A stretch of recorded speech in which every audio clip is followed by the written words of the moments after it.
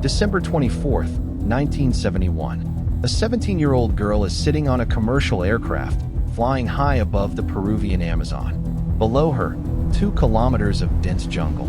Above her, a violent tropical storm moving fast. Inside the cabin, Julianne Coep holds her boarding pass and looks out the window. The sky is darkening. She reaches for her mother's hand. Her mother, Maria, squeezes back. Neither of them speaks.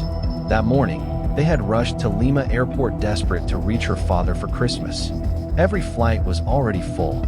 Only one airline still had available seats, LANSA. Her father had warned them never to fly LANSA. The airline had already lost 2 planes before this one. But it was Christmas Eve, and they just wanted to be together. Julianne remembers looking at the other passengers boarding. Families, children, a woman holding a baby. She thought, surely nothing bad could happen on Christmas Eve. For the first 20 minutes, the flight felt completely normal. Then the sky turned black.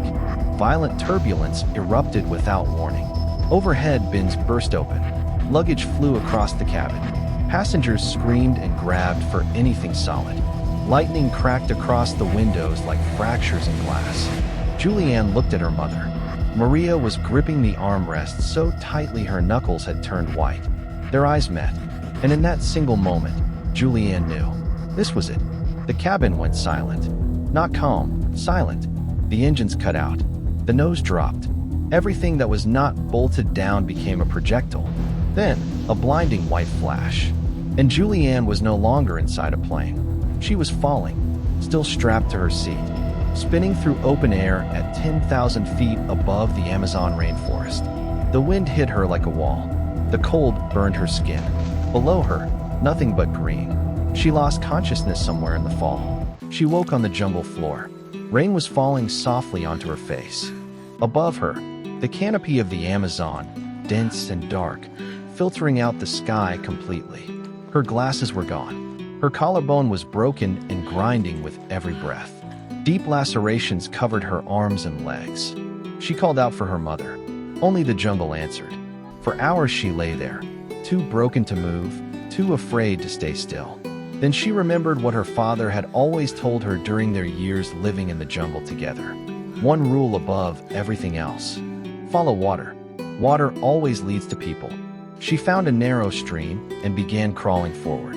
One shoe, one eye swollen completely shut, a broken collarbone shifting with every movement. She crawled until crawling became walking, and then she just kept walking. Every step was agony, but she understood something with absolute clarity. If she stopped, she would die here, and no one would ever find her. By the 3rd day, the cut on her upper arm had become infected. She could see movement beneath the skin, botfly larvae, burrowing deeper with every hour.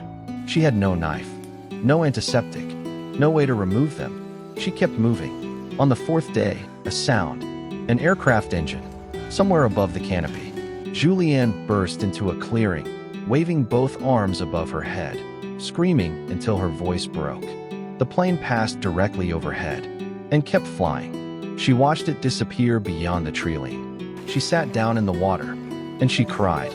By the 9th day, the exhaustion had begun doing something far worse than breaking her body. It was breaking her mind.